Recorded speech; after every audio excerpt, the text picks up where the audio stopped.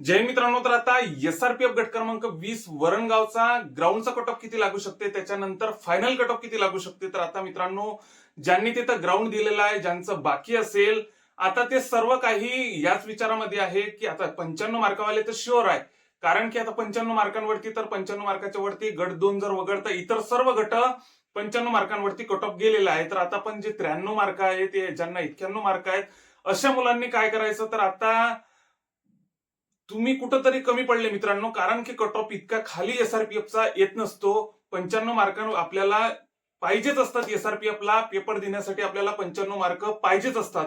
कारण की आता कॉम्पिटिशन भरपूर प्रमाणात वाढलेलं आहे. आता आपण बघतो 5 जागांसाठी 50 मुलं घेणं अपेक्षित असतं, पण तिथं 300-350 मुलं तिथं घेताना आपल्याला पेपरसाठी क्वालिफाय करताना आपल्याला दिसत आहे. तर आता बऱ्यापैकी आता मित्रांनो कॉम्पिटिशन भरपूर प्रमाणात वाढलेला आहे. त्याच्या सोबतच जर आपण बघितलं तर आता फायनल कट ऑफ कशा प्रकारे लागलेले आहेत. आता ग्राउंडचा कट ऑफ सांगतो मी तुम्हाला. ग्राउंडचा कट ऑफ 95 मार्कांच्या खाली तर काही लागणार नाही. ईडब्ल्यूएस कॅटेगरी जर वगळली आपण, तर इतर कोणती एससी असो की एसटी असो, कोणतीच कॅटेगरी 95 मार्कांच्या खाली येणार नाही. कारण की एसआरपीएफ गट क्रमांक 20 वरणगावला अर्धसंख्या पण त्याच प्रमाणात होती.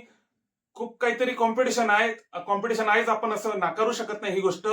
तर 95 मार्क जर तुम्हाला असतील तर क्वालिफाय होसाल. त्याच्या व्यतिरिक्त आता समांतर आरक्षणाबद्दल जर बोलायचं झाल्यास 93-91 मार्कांवरती येऊ शकते. पण आता इतर कॅटेगरी, आता समांतर आरक्षण म्हणजे आता होमगार्ड असो, प्रकल्प असो, खेळाडू असो, 93-91 मार्कांवर येऊ शकते लिस्ट. पण आता सर्वसाधारण उमेदवारांची लिस्ट ही 95 मार्कांच्या खाली तर येताना काही दिसत नाहीये. कारण की मुलांना मार्क्स भरपूर प्रमाणात 95, 97, 100 या दरातच पडत आहे. त्याच्यासोबतच आता जर आपण फायनल लिस्ट जर बघितली, तर फायनल लिस्ट आता आपण इतर गटांचा आता एसआरपीएफचा विषय यावर्षीचा असा होऊन राहिला की एसआरपीएफचे पेपर थोडे सोपे येत आहे. कारण की आता एसआरपीएफचे पेपर सोपे आल्यामुळे आता आपल्याला माहितीच आहे की आता पेपर जर सोपा आला तर फायदा नेमका कोणाला होत असतो याचा, की ज्यांचा अभ्यास कमी आहे त्यांना या सोप्या पेपरचा फायदा होत असतो. पण जे डीप मध्ये अभ्यास करतात, भरपूर 4-4, 5-5 वर्ष झाले ते अभ्यास करत आहे, तर आता त्यांना या अशा पेपरचा त्यांना मुळात फायदाच होत नाही. कारण की आता जो कमी अभ्यासावाल्याला जो प्रश्न माहिती असतो, ज्याचं उत्तर माहिती असते, प्रश्नाचं उत्तर, ते अभ्यासावाल्याला जे माहिती असते ते कमी अभ्यासावाल्याला पण माहितीच असते. तर अशा प्रकारे यामध्ये लीड वगैरे काही टाकता येत नाही, पेपर वगैरे मध्ये लीड वगैरे काही टाकता येत नाही. त्यामुळे असा एक फरक आपल्याला या भरतीमध्ये, एसआरपीएफच्या भरतीमध्ये, या वर्षीच्या भरतीमध्ये आढळून आला. त्याच्यासोबतच आता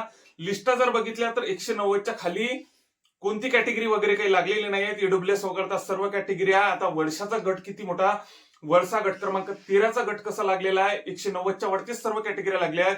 बऱ्यापैकी गट 190च्या आसपास लागलेले, 190 प्लसच लागलेले आहेत. त्यामुळे मित्रांनो 95 प्लस 90 प्लस तरी आपल्याला मार्क घ्यावे लागणार आहे. 93-95 मार्कांच्या जवळपासच जितका ग्राउंड तुम्ही 95चं घेताय तितकाच तुम्हाला पेपर पण घ्यावा लागेल, तरच तुमचं सिलेक्शनचे चान्सेस बऱ्यापैकी आहे. कारण की एसआरपीएफच्या जागा पण नव्हत्या आणि एसआरपीएफ गट क्रमांक 20 वरणगाव सारखा गट जिथं जागा चांगल्या होत्या आणि कॉम्पिटिशन पण तशाच प्रकारे राहणार आहे. कारण की आपण मुंबईला बघत आलो, जागा पण तशाच होत्या आणि कॉम्पिटिशन पण त्याचप्रमाणे होतं. कारण की ग्राउंडचा आपण मेरिट बघितलंय मुंबईचं कशा प्रकारे लागलेलं आहे. त्याच्यानंतर आता फायनल मेरिट पण बघत आहे की आपण कशा प्रकारे लागत आहे. आता हे जागा जास्त असल्यामुळे त्याच्यासोबतच आता बऱ्यापैकी काही गोष्टी असतात ह्या की आपण विचार करू शकतो त्या गोष्टींवरती. तर आता एसआरपीएफ गट क्रमांक 20 वरणगावचा जर तुम्हाला सांगायचं झाल्यास मित्रांनो, तर समांतर आरक्षण वगळता इतर सर्वसाधारण उमेदवारांचा 95 मार्कांवरती ग्राउंडच्या लिस्ट लागतील. समांतर आरक्षणाच्या 93-91 मार्कांवरती येऊ शकतात.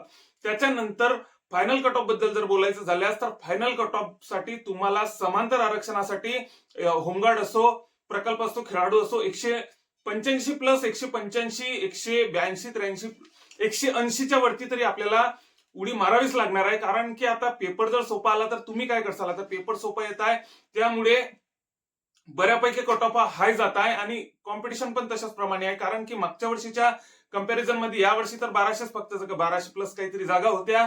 त्यामुळे कॉम्पिटिशन यावेळेस भरपूर प्रमाणात आहे. मुलं बऱ्यापैकी आता मुलांकडे एसआरपीएफचाच हा चान्स राहिलेला होता आणि त्यांनी बऱ्यापैकी जोर लावून दिलेला होता. त्यामुळे कॉम्पिटिशन पण भरपूर प्रमाणात वाढलेलं आहे. सगळ्या गटांमध्ये आपल्याला कॉम्पिटिशन अशाच प्रकारे 190 प्लसच्याच रेंजमध्ये आपल्याला कॉम्पिटिशन आपल्याला दिसत आहे. कारण की आता पेपर सोपा येत आहे. त्यामुळे आता मित्रांनो फक्त तुम्ही एकच करा, तुम्हाला 95, 93, 94, 95च्या रेंजमध्ये पेपर घ्यावाच लागणार आहे. सोपा जर पेपर आला मित्रांनो 190 क्रॉस करावेच लागणार आहे. जर सोपा आणि कठीण जर पेपर आला तर लिस्ट खाली येऊ शकते. त्याच्या व्यतिरिक्त लिस्ट वगैरे काही खाली येणार नाही.